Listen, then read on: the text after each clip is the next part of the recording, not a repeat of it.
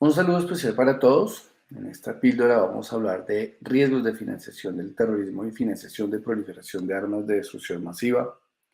Yo soy Juan Pablo Rodríguez, abogado penalista y con certificaciones en auditoría basada en administración del riesgo, blockchain y disrupción tecnológica, gobierno, riesgo y cumplimiento,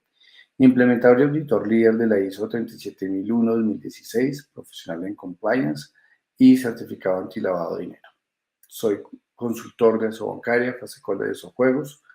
asesor penal y consultor antilavado y antifraude de entidades financieras y de compañías,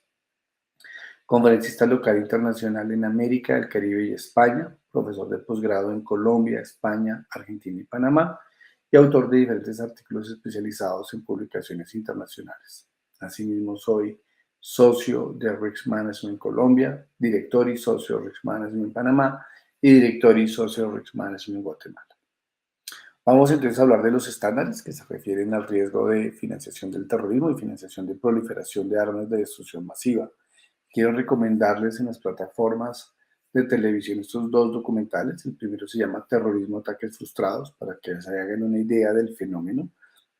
de las jurisdicciones, de los grupos, de cómo se gesta lamentablemente un atentado, cómo se transportan los insumos que terminan sirviendo para la fabricación de una bomba. Y del otro lado, History 101, que comenta sobre las armas de destrucción masiva, específicamente las armas nucleares, diciéndonos que aquellos países que tienen la posibilidad de crear o generar energía nuclear también tienen la posibilidad de tener armas nucleares, y por eso es tan importante el tono político en esta materia. El Grupo de Acción Financiera Internacional, en sus 40 recomendaciones, específicamente en las 5, nos habla de financiación del terrorismo, en las 6 de las sanciones financieras dirigidas tanto para el terrorismo y la financiación del mismo, en las 7 de las sanciones financieras dirigidas relacionadas con la proliferación de armas de destrucción masiva, y en la 8 sobre las organizaciones sin fines de lucro, que son la punta de lanza, lamentablemente, de este tipo de operaciones. Vale la pena entonces recordar que sobre financiación del terrorismo hay que decir que el origen de los recursos puede ser lícito o ilícito, y esa es una gran diferencia con el lavado de dinero. También vale la pena decir que las cuantías suelen no ser significativas si las comparamos con delitos económicos. Y finalmente, que la ruta del dinero es lineal. Eso es lo que ocurre con la financiación del terrorismo. Recomiendo un libro muy importante de la profesora italiana Loretta Napoleoni, quien tengo el gusto de conocer, que se llama Jihad, cómo se financia el terrorismo en la nueva economía, para que ustedes vean qué está pasando en el mundo y en los negocios y qué riesgos se pueden correr. Para el caso de la financiación de proliferación de armas de destrucción masiva, estamos diciendo que las fuentes pueden estar en los estados, hay estados que patrocinan este tipo de conductas. Tanto impacta el sector financiero formal como otro tipo de actividades. Tiene cuantías moderadas y, al igual que la financiación del terrorismo, su trazo monetario es lineal. Recomendamos esta guía de junio de 2021 sobre evaluación y mitigación del riesgo de financiamiento de la proliferación, tanto para armas químicas, biológicas y nucleares. Lo mismo, la guía en la lucha contra el financiamiento de la proliferación, que nos dice que el Consejo de Seguridad de las Naciones Unidas es la autoridad para designar una persona natural o jurídica en estas listas, que se identifique y designan a personas naturales y personas jurídicas, que el efecto que tiene la designación es el congelamiento y la prohibición del uso de los recursos por parte de los designados, que se debe iniciar una investigación luego de la designación, y que por excepción pudiera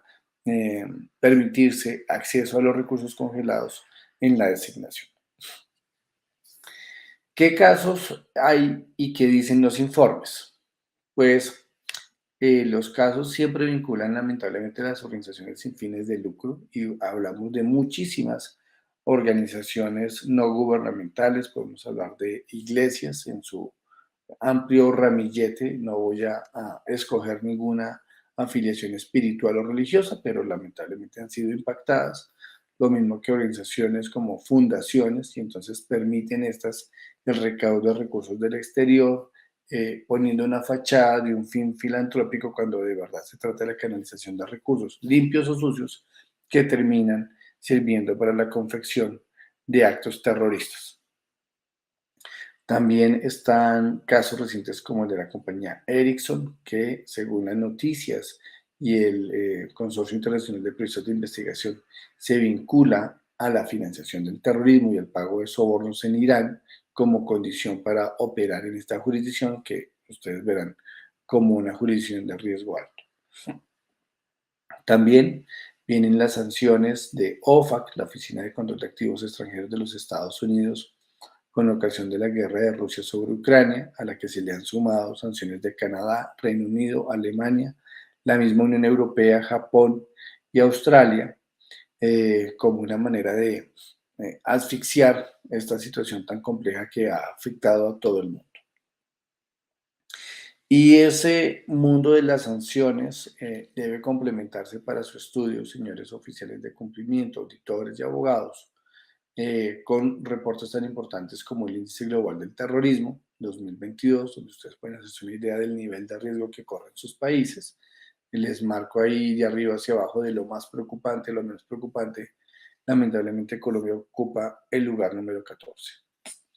También vean el Índice Global de la Paz, en este caso tenemos disponible el de 2021, Colombia aparece en un lugar 144 en el orden invertido de lo mejor a lo peor. Y en el Centro Nacional contra el Terrorismo de los Estados Unidos, que tienen abajo la referencia, pueden encontrar mapas de grupos terroristas internacionales y miren cómo puede cambiarse de un día para otro la denominación. En el caso colombiano, las FARC eran consideradas terroristas luego de un proceso de paz y que se trate ahora de un grupo político, no son grupos terroristas, pero hay disidencias de este grupo que ahora es político y algunos siguen en conductas delictivas como las disidencias de los FARC. Hay otra herramienta que se llama SRI, Terrorist Attacks, que le da a usted información sobre el ataque terrorista, la fecha del ataque, el grupo que atacó y en qué jurisdicción fue el ataque para que le den una mirada y hagan una evaluación de riesgo de estos fenómenos. Existe una página de Naciones Unidas que se denomina UNROCA, que hace referencia al comercio de armas, no dije tráfico, sino comercio ilícito. Miren cómo en importación y exportación, pues Estados Unidos tiene tanta exposición que contrasta con un país como Panamá, que solo tiene una lineecita. Es una página de acceso público, ustedes la pueden consultar y hacer una evaluación de riesgo jurisdiccional. Y sobre el poder nuclear, solo para hablar una de las tres armas de destrucción masiva, pues vemos que esto está en cabeza de Rusia, Estados Unidos, Francia, China, Reino Unido, Pakistán, India, Israel y Corea del Norte. Para nuestra región, desde México hasta Chile, estamos cubiertos por el Tratado de Tlatelolco, en el que se supone no pueden hacerse ensayos nucleares en nuestros países. Y para cerrar, creo que hay muchas tareas pendientes porque tenemos una incipiente regulación. Estoy hablando de Nicaragua, con su ley 977-2018, que tipificó el delito de proliferación de armas de destrucción masiva, con una prisión que puede ir de 20 a 30 años, tipificó el delito de financiación de armas de destrucción masiva, con una pena de prisión también de 20 a 30 años. Está el caso de Uruguay con el decreto 136 de 2019, en el que se menciona cuáles son los sujetos obligados,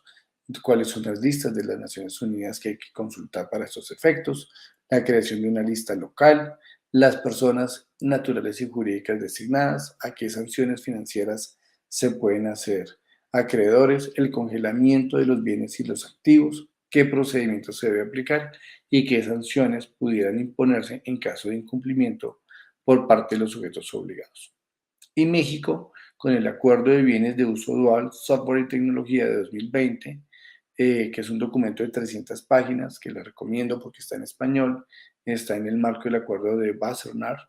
donde se definen los bienes de uso dual, qué pasa con el desvío de estos bienes, la autoridad que está a cargo de esta supervisión, la manifestación de uso y usuario final, las mercancías que están reguladas, los permisos previos de exportación, el régimen de control y unos documentos anexos. Entonces, digamos que los bienes de uso dual son aquellos que tienen un uso civil y un uso militar. Por eso es tan importante tenerlos en cuenta y sobre todo en el rubro del comercio exterior. Y está El Salvador con el Acuerdo 380-2021 de la Unión de Inteligencia Financiera, que tiene algunos matices sobre proliferación de armas de destrucción masiva y que se refiere a la evaluación de cumplimiento de la regulación, la verificación de los controles, las medidas de diligencia intensificada, los procedimientos de congelamiento de fondos, las listas internacionales y locales, los permisos de exportación, los regímenes de control de exportaciones y algunos anexos.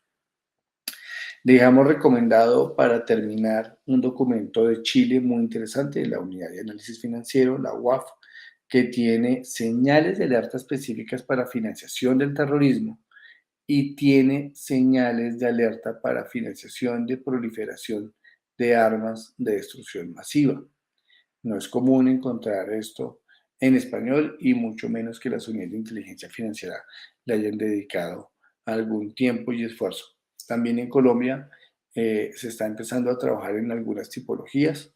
y de los autores que más conocen la materia, específicamente proliferación de armas de destrucción masiva, podría recomendar al señor Jonathan Brewer, que tiene un documento bastante extenso sobre tipologías, no tan actualizado, pero que sí puede ser un buen documento para iniciarse en este tipo de análisis. Pues bien, hemos terminado con esta píldora. Les recomendamos consultar estos links para que puedan profundizar en la información y les dejo mis datos de contacto. Muchísimas gracias por haber participado en esta píldora de EALDE Business School.